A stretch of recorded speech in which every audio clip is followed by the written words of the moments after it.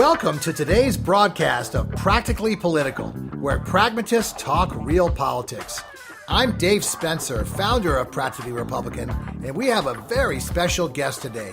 Mike McCurry is a Washington-based communications consultant who is the former press secretary for President Bill Clinton and was the co-chairman of the Commission on Presidential Debates in 2016. Suffice to say, he knows his way around presidential politics. Mike, welcome to the show. Thanks for being on.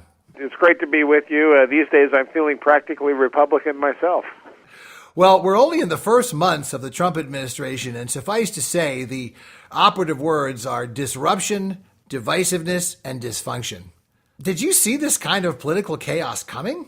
I did not, because I did not see him as being practically Republican. You know, he's pragmatic in some levels, but non-ideological, and he has not cultivated the kind of relationships and the kind of long-standing support from both the base of his party and others who might be supportive that would sustain him. But every administration has got growing pains at the beginning. Now, the interesting thing is, with Bill Clinton, as people will recall back to 1993, 1994, there were some growing pains there, too. The first 11 months were pretty rocky, and then some changes had to be made. And I think at some levels it always is rocky, but the inattention paid to the transition, the inability to take advantage of some of the resources that had been developed for the incoming president and his team, that really was a big miss on their part. There were a lot of people who worked very, very hard to try to make this a smooth transition, and there's just really not a lot of evidence that the incoming Trump White House took advantage of those resources.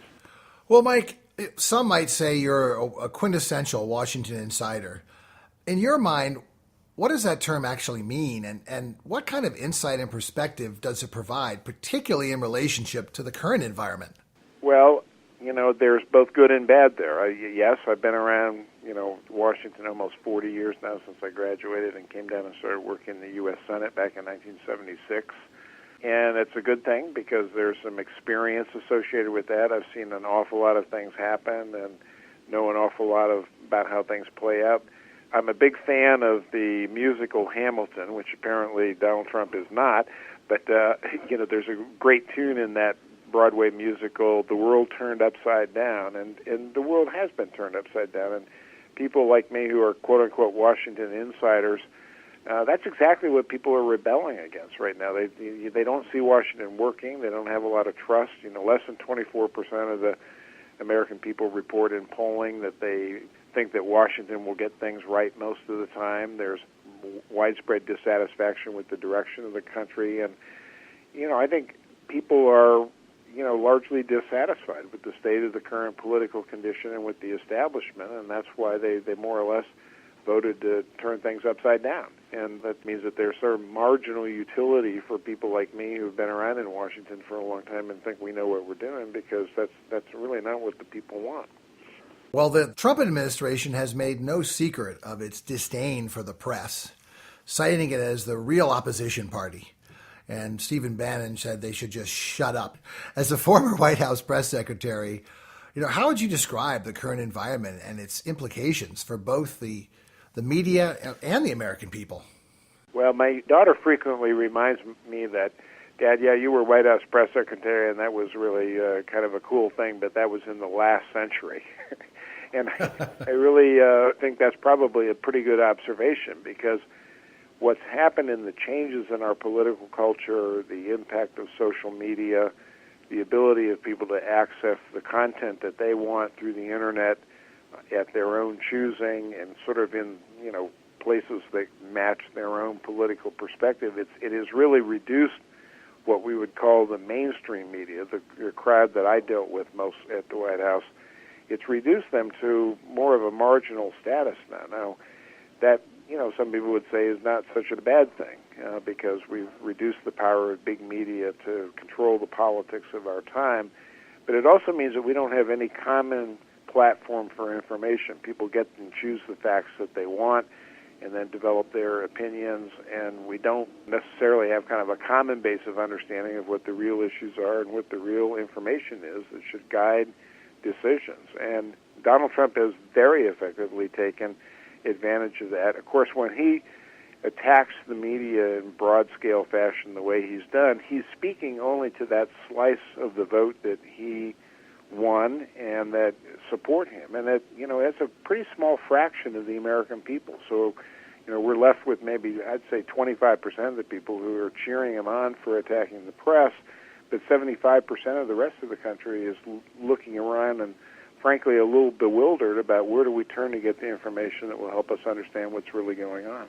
So do you think Trump is playing the media as the enemy to satisfy his base and distract the public from the real stances and actions taken by the administration? Yes. I mean, that's precisely what he's doing. And the problem with that is then he's not doing anything that really reaches out and builds a broader constituency for whatever changes he makes. So he's working from a place in which he's cultivating a minority public opinion, but that's not sufficient to move Congress to get things done. And, over time, people are going to suddenly find themselves a little disappointed that all the disruption that we voted for, the change that we thought we were going to get, ain't happening. At that point, what does Trump do? Because he's offended the mainstream media, he's offended the people that he might otherwise be able to work with, the centrists who are in Congress, who sometimes go back and forth and vote, more in the middle of the political spectrum, because what he's doing is effectively dividing us into two camps, and we have to choose which jersey we're going to wear, and we're reducing the possibility that people can come together and really find some common ground. Well, the thing I always wonder is how long can a lot of these guys really go along with a Faustian bargain? Because a lot of them say, okay, well, this guy may not be a true conservative, but he doesn't care about policy, so we'll just pass the laws and he'll sign them and everything will be peachy keen. Well, needless to say, so far it hasn't quite worked out that way. Well, that is the key ingredient there is they will pass the laws. You can't pass things if you don't have a sufficient number of votes, and he's going to be in real world of hurt on that unless we end up changing rules. We received a Supreme Court nomination from President Trump. Under normal rules right now, he's got to get 60 votes in order to get that nomination through. He doesn't have 60 votes, and he's not likely going to get 60 votes. So what do you do? Do you change the rules and go to a simple majority that's necessary to pass things? Well, that will create enormous friction and division within the United States Senate, to be sure, and probably over in the House of Representatives as well on other issues.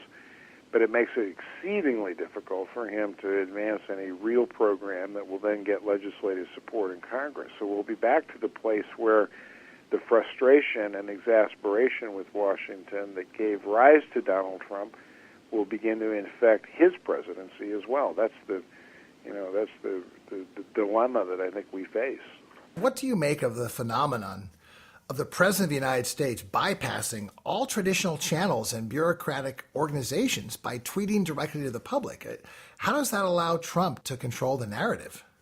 Well, it certainly strengthens and builds the constituency he has, but, the point I made earlier, that is not a majority of the country. Obviously we know that he didn't win a plurality of the votes cast in the presidency, but we also have to kind of painfully remind ourselves that more Americans don't vote than do vote. And that is a real problem for him because he's not going to have the political support necessary to promulgate a program that reaches above these institutions like the media, like the Congress, in order to get popular support for what he wants to do. He's going to be stuck in that place where he's got a lot of very rabid, fervent followers, but he doesn't have the rest of the country necessarily going along with where he's leading. That moment when he realizes that he can't snap his fingers and get things done and be the guy who will make the change, and I'm the only person who can get these things done, the minute he realizes that was not a real bargain and not a real deal that he offered the American people, there would be a moment of reckoning there for him personally. And this is very personal to him. The one thing we certainly learn just by watching him is that he's a guy with an enormous ego and does not take to criticism very well. And once people start piling on when the results are not being produced the way he promised, he is going to have some kind of personal dilemma, I think, and that'll be either scary to watch play out, or it will be fascinating, and hopefully it will end well at the end of the day. Well, and it can be the loneliest job in the world. It always is. Harry Truman said, if you want a friend in Washington, go get a dog. It's a place that is uncomfortably a place of solitude when you've got to make those tough decisions and there's no one around that can really tell you how great you are and how perfect your thinking is and how clear your reasoning is, because sometimes you sit there with no good choices. It's not a world of black and white. It's very often a world of gray. And I don't think Donald Trump sees the world that way. That's not his perspective and his vision of the world, because he tends to see things in clear terms of black and white. But, very quickly he's going to start understanding that the U.S. government, the large enterprise that is the U.S. government, the national episodes that we have as a people together just don't play out that way. Yeah, and also I think he views so many things as a zero-sum game, and I don't think that's a good strategy in politics. That's correct. Particularly from the Oval Office. Ronald Reagan made this point very well. He said, if the folks in Congress are with us at least half the time, then that's fine. They don't have to be with us 100% of the time. I don't think Trump sees the world that way. I think he wants 100% support, and he won't get it. And then when he doesn't get it, I think that's going to be very frustrating to him, and I'm not sure personally how he will react to that. Yeah, and I don't know about you, Mike, but I look at the front page of all these newspapers and all the major websites, and it's all Trump all the time. And, this may fulfill his narcissistic nature, but what effect does this wall-to-wall coverage have on the public? And if people feel like Chicken Little is always saying the sky is falling, isn't it human nature to eventually tune it all out? Well, at some point, you just begin to discount what you hear. This is the danger of repeatedly saying things that just are demonstrably untrue. At some point, your credibility erodes, and people just begin to kind of roll their eyes, and they don't listen to you anymore. And a president cannot lead from that position. That's the famous bully pulpit that Teddy Roosevelt described was a place where there had to be some relationship of trust. The people that you were trying to lead had to at least think that you were trying to do the right thing at the end of the day. And if Donald Trump loses that critical equation, it's going to be very difficult for him to be successful. And on the other hand, I fully admit that he could recover that. And, some part of me says I sure hope he does, because we got a lot of things on our national agenda where we need for him to be successful, but he's going to have to change some behaviors in order to get to a place where that's possible. As a practical Republican, I'm in the silent minority these days, to say the least. And how long do you think it will be before more reasonable and commonsensical Republicans in both the House and the Senate step up and start to disassociate themselves from this type of politics and legislation that not only, to me, don't make sense, but don't reflect the will of the public on key issues? The conventional answer to that would be when the president's approval rating drops below 50%, but it dropped below 50% a long time ago before he took office. So I think the answer is when their own approval ratings drop below 50% because they look like they're aiding and abetting a failed enterprise, which is the current presidency. And I think at that point, a lot of Republicans will begin to say, look, it's not in my political interest to be supporting a enterprise that doesn't seem to be moving in the right direction, and they'll have to make some judgments. The rollout and announcement of the Supreme Court nomination, Judge Neil Gorsuch, is something that gave some comfort to Republicans, because at least it looked like that was some kind of orderly process and seemed to work. Now, obviously, many of the Democrats are just going to, for payback for what happened to President Obama's nominee, they're probably going to stall and make things excruciating for the nominee. But at least there was a moment there where you felt like there was some semblance of regular order, and that kind of probably gave some comfort to more traditional Republicans, more practical Republicans who want to see, the processes of government work. Yeah, and if the Democrats hadn't, in their minds, had the seat stolen from them, I think this would be a pretty conventional pick who would probably get confirmed. Obviously, if you look at the votes, it's not as easy to get confirmed as it used to be, but still you could get somewhere between 60 and 70 votes. Right, but the Republicans made that bed when they refused to consider Judge Garland's nomination by President Obama, and now they have to sleep in that bed, and that the Democrats are going to make them pay that price. Now, I've talked to a lot of friends and say, what kind of childish elementary school behavior is that? You know, the Democrats are going to say, yeah, you did it to us, we're going to do it to you. There's part of me that agrees with that, but on the other hand, you know, at some point fair is fair, and they're trying to send some signals to Donald Trump that if you want to have any success in office, you're going to have to change some behaviors, and you're going to have to listen more carefully, you're going to have to work more carefully with the minority in Congress because you don't have 60 votes in the Senate, and you've got a fractious majority in the House that's not reliable for you, and so you're going to have to reach out and try to build some bipartisan bridges. And also, as far as the Supreme Court nominee goes, if you're the majority party, you cannot hold hearings. That shuts down the whole process. But let's say that they're even able to successfully filibuster Gorsuch, then Trump might nominate someone like Pryor, who most Democrats think is worse. Eventually, they're going to have to confirm someone is the problem. Well, in theory, correct. But there's also the opinion that said, well, there's nothing constitutionally that mandates that the United States Supreme Court has to have 9 members. I mean, we could just let them go along with a completely divided court that is going to vote 4-4 on everything. Mike, I like to see myself as a practical optimist, but I'm having a pretty hard time finding any good news out of Washington so far. So maybe you can brighten my day. Do you see any signs of real hope for the future? Yes. I mean, I have the same tendency. Sometimes I get up in the morning, my newspapers plop on the driveway. I still read newspapers, ink on pulpwood, which is very old-fashioned. Sometimes I read those and then want to go back to bed and pull the covers over my head and go back to hiding from the rest of the world. However, and this is the moment of hope, we've got a younger generation. Our children and the millennial generation just will not put up with the kind of ways in which the baby boom generation has made a mess of things. And they are much more pragmatic and much more, in some ways, much more idealistic. I mean, they're interested in things that work. And the good news is, generationally, we're going to see the current cadre of leadership in this country replaced by younger people who I think are going to govern more effectively and probably do a better job than our generation has done. So that would be my moment of hope. It may take a while, but we are going to basically, through replacement, bring in people over time that I think are a little more interested in the noble experiment that American democracy is.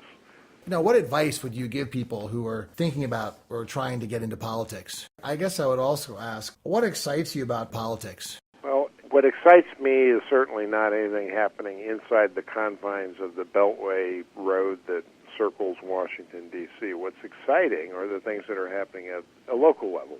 You know, the people who are really doing some very creative things in communities to experiment with new forms of public-private partnerships to really address problems like poverty and hunger and homelessness and even, you know, local law enforcement and security. In those places where you see people of goodwill who just say, I can't solve the problems that are going on back in Washington. That's not my deal. My deal is to take care of the folks who are here in my community. You see a very vibrant grassroots democracy that I think gives us a lot of hope at the end of the day, because that's really where the creativity in government has always come from anyhow, from people at the local level who are, you know, really tackling problems and figuring out solutions that work for their communities. And then you begin to see how you can replicate those and try to share those experiences with others. So I think that's the exciting work that can be done. If we get all tied up in just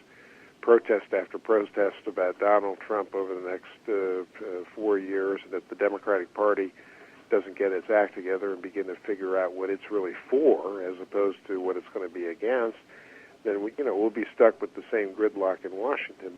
Well, this has been a great conversation and insight from a fellow pragmatist. There don't seem to be that many of us around these days. Yeah, there's probably more than we both think. And there are probably people who will respond to some clarion call to let's just solve problems locally and then begin to teach others, who sometimes mess things up in Washington, that there are different ways of doing business. And I think if we go that direction, I think there's good reason for both of us to be incurable optimists.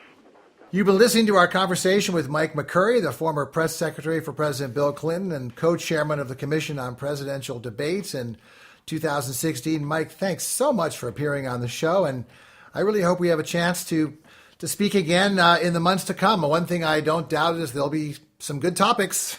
Well, we're getting plenty of material day by day. David, it's been great to be with you. Thanks so much. So that's it for today. I'll see you on our next round of Practically Political, where we go beyond the deluge of everyday news to dive deeper into American politics. I'm Dave Spencer. Have a great week.